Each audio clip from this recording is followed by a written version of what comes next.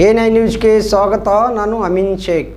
SSLC PUC ಅಂತಹ ಪ್ರಮುಖ ಘಟ್ಟಗಳಲ್ಲಿ ಶ್ರಮ ವಹಿಸಿ ಅಭ್ಯಾಸ ಮಾಡಿದ್ರೆ ಇಡೀ ಬದುಕಿನಲ್ಲಿ ಯಶಸ್ಸು ಸಾಧಿಸಬಹುದು ಎಂದು ಹಿರಿಯ ವಕೀಲ ಎಂ ಗುರುಪ್ರಸಾದ್ ಅವರು ವಿದ್ಯಾರ್ಥಿಗಳಿಗೆ ಸಲಹೆ ಸೂಚನೆಯನ್ನು ನೀಡಿದರು. ನಗರದ ಸೇವಾ ಕಿರಣ ರುದ್ರಾಶ್ರಮದಲ್ಲಿ ಕಸ್ತೂರಿ ಸಿರಿಗನ್ನಡ ವೇದಿಕೆ ಆಯೋಜಿಸಿದ್ದ ವಿದ್ಯಾರ್ಥಿಗಳಿಗೆ ಅಂಕವೀರ ಪುರಸ್ಕಾರ ಹಾಗೂ ವಿವಿಧ ಕ್ಷೇತ್ರಗಳ ಸಾಧಕರಿಗೆ ಅಭಿನಂದನೆ ಸಮಾರಂಭವನ್ನು ಉದ್ಘಾಟಿಸಿ ಅವರು ಮಾತನಾಡಿದರು.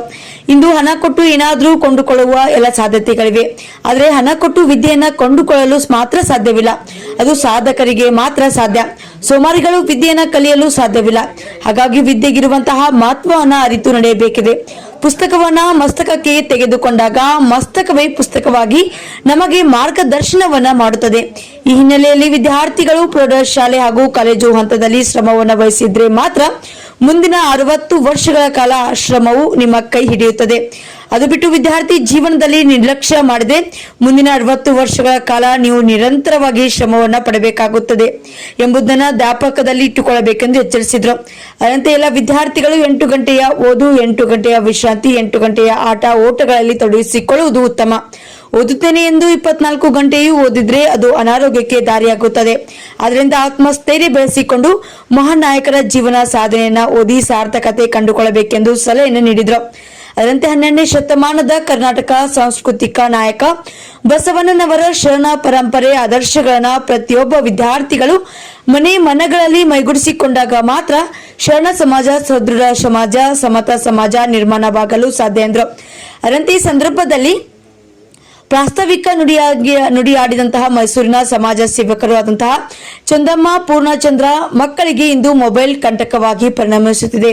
ಅದರಿಂದ ಪೋಷಕರು ತಮ್ಮ ಎಚ್ಚರಿಕೆಯಲ್ಲಿ ಮಕ್ಕಳಿಗೆ ಮೊಬೈಲ್ ನಿರ್ವಹಿಸಬೇಕು ಎಂದು ಸೂಚನೆ ನೀಡಿದರು. ಸಂದರ್ಭದಲ್ಲಿ ವೈದ್ಯ ಡಾಕ್ಟರ್ HC ಆನಂದ್ ಅವರು ಪ್ರಶಸ್ತಿ ಪ್ರದಾನವನ್ನ ಮಾಡಿ ಮಾತನಾಡಿ, SSLC PUC ನಂತರ ತಾಂತ್ರಿಕ ಶಿಕ್ಷಣಕ್ಕೆ ಹೋಗಬೇಕೆಂದ್ರೆ ಹೆಚ್ಚು ಅಂಕ ಗಳಿಸಿದ್ರೆ ಮಾತ್ರ ಸರ್ಕಾರಿ ಸೀಟು ಲಭಿಸುತ್ತದೆ.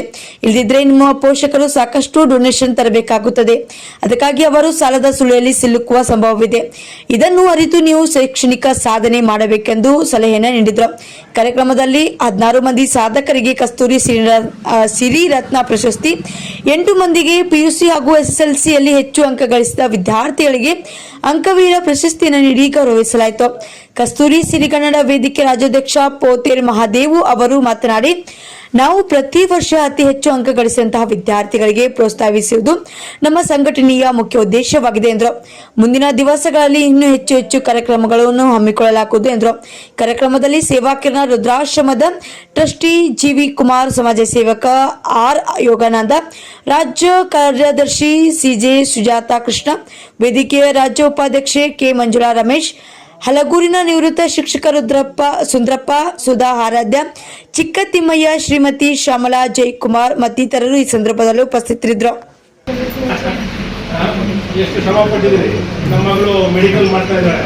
ರಾತ್ರಿ 3 ಗಂಟೆಗೆ ಫೋನ್ ಮಾಡ್ತಾ ಇದ್ದಾರೆ, ಅಪ್ಪ ಚೆನ್ನಾಗಿದ್ದೀರಾ ಅಂತ. ಇಷ್ಟಪಟ್ಟ 3 ಗಂಟೆ ರಾತ್ರಿ ಓದ್ತಾ ಇದ್ದೀನಿ ಅಂತ, 2 ಗಂಟೆ ಓದ್ತಾ ಇದ್ದೀನಿ ಅಂತ. ಇವತ್ತೊಂದು ದಿವಸ ಬಹಳ ಶ್ರಮ ಪಡಬೇಕು. ಇದೇ ಸುಲಭವಾಗಿ ಪುಸ್ತಕದಲ್ಲಿರ್ತಕ್ಕಂಥ ವಿಷಯ ನಮ್ಮ ಮಸ್ತಕಕ್ಕೆ ಹೋದರೆ ನಮ್ಮ ಮಸ್ತಕವೇ ಒಂದು ಪುಸ್ತಕ. ಇಲ್ಲಾಂದ್ರೆ ಪುಸ್ತಕ ಟೇಬಲ್ ಮೇಲೆ ಹುಡ್ಕೊಂಡು ಆಮೇಲೆ ನಾವು ಪಾನಿಪುರಿ, ಗೋಬಿ, ವಿದ್ಯಾಭ್ಯಾಸ, ಅದು ಎಮ್ಮೆ ಅದು ಒಂದು ವೃತ್ತಿ, ಅದು ಬೇರೆ. ಆದರೆ ನಾವು ಮುಂದೆ ಬರಬೇಕಾದ್ರೆ ಪುಸ್ತಕ ಇರ್ತಕ್ಕಂಥ ವಿಷಯವನ್ನ ನಮ್ಮ ಮಸ್ತಕಕ್ಕೆ ಹಾಕೊಂಡ್ರೆ ನಮ್ಮ ಮಸ್ತಕಕ್ಕೆ ಒಂದು ಪುಸ್ತಕ ಆಗ್ತದೆ. ಆ ನಿಟ್ಟಿನಲ್ಲಿ ಯಾವುದೇ ವಿದ್ಯಾರ್ಥಿ ಇದು ಬರೀ SSLC ಪಾಸ್ ಮಾಡಿದೆ, PUC ಪಾಸ್ ಮಾಡಿದೆ, ಒಳ್ಳೆ ಮಾರ್ಕ್ಸ್ ಬಂದಿದ್ದು ಮುಗಿದೋಗಿರೋ ಲೈಫು, ಥ್ರೂಔಟ್ ನಿಮ್ಮ ಲೈಫ್ ಟೈಮ್ ಕೊನೆಗೆ ಇರುವವರೆಗೆ. ಸೆಕೆಂಡ್ PUC ಆಯಿತು, ತಾವು ಡಾಕ್ಟರ್ ಆಗಬೇಕು, ಒಂದು 6 ವರ್ಷ ಚೆನ್ನಾಗಿ ಹೋದರೆ 60 ವರ್ಷ ನಿಮ್ಮದೇ ಆಗಿತ್ತು. ಎಷ್ಟು ವರ್ಷ? 60 ವರ್ಷ. ಈಗ 6 ವರ್ಷ ನಿದ್ದೆ ಮಾಡಿದ್ರೆ 60 ವರ್ಷ ನಮ್ಮ ಪೋಷಕರು, ನಮ್ಮ ತಂದೆ ತಾಯಿ ಕಷ್ಟಪಡ್ತವ್ರು, ನಮಗೆಲ್ಲ ಗೊತ್ತು. ನಮ್ಮ ಮಕ್ಕಳಿಗೆ ಇನ್ನೊಂದು 10 ಸಾವಿರ ಹೆಚ್ಚಾಗ್ತದೆ, ಬೇಡ ಬೇಡಪ್ಪ ನಿಮ್ಗೆ ಕಷ್ಟ ಆಗ್ಬೋದು ಅಂತ ನಮ್ಮ ಮಕ್ಕಳು ಅಲ್ವಾ. ನಮ್ಗೆ ಅನುಭವ ಆಗಿದೆ ಅದೆಲ್ಲ ಅಲ್ವಾ. ಇನ್ನೊಂದು 10 ಸಾವಿರ ಜಾಸ್ತಿ ಅಷ್ಟು ಇಟ್ಕೊಳ್ತು ಇದರ ಜೊತೆಗೆ ಅಂದರೆ ಬೇಡ ಬೇಡ ನಿಮ್ಗೆ ಕಷ್ಟ ಆಗ್ಬೋದು ಅಂತ ಹೇಳ್ತಾರೆ. ಹಾಗೆ ಆ ಥರ ಕಷ್ಟ ಅನುಭವಿಸ್ಬಾರ್ದು ಅಂತ ಹೇಳಿದ್ರೆ ನಾವು ಹೆಚ್ಚಿನ ವಿದ್ಯೆಯನ್ನು ಕಲಿಬೇಕಾಗ್ತದೆ. ಹೆಚ್ಚಾಗಿ ವಿದ್ಯೆ ಕಲಿತ್ರೆ ನಮ್ಮ ಡಾಕ್ಟರ್ ಸಾಹೇಬರು ನೋಡಿ ಕೂತವ್ರೆ, ಡಾಕ್ಟರ್ HC ಆನಂದ್ ಅವರು ಹಳ್ಳಿಯಿಂದ ಬಂದರೂ ಇವತ್ತೊಂದು ದಿವಸ ಒಳ್ಳೆ ನರ್ಸಿಂಗ್ ಹೋಮ್ ಕಟ್ಟಿದ್ದಾರೆ. ಅವರಿಗೆ 1000 ಜನ ಜೀವ ಉಳಿಸಿದ್ದಾರೆ. ಲಕ್ಷಾಂತರ ಜನಕ್ಕೆ ಒಂದು ಅರಿವನ್ನು ಮೂಡಿಸಿದ್ದಾರೆ. 1000 ಜನಕ್ಕೆ ಒಂದು ದಾಸೋಹವನ್ನು ಕೊಡ್ತಾರೆ. ನೋಡಿ, ರುದ್ರಾಶ್ರಮದಲ್ಲಿ ಕಳೆದ 20 ವರ್ಷದಿಂದ ಇಲ್ಲಿ ಹಣ್ಣು ಹಂಪಲ ದಾಸೋಹವನ್ನು ಕೊಡ್ತಾರೆ. ಹೊಡಿಬೇಕು ಅವ್ರಿಗೆ ಚಾಪಾಳೆ.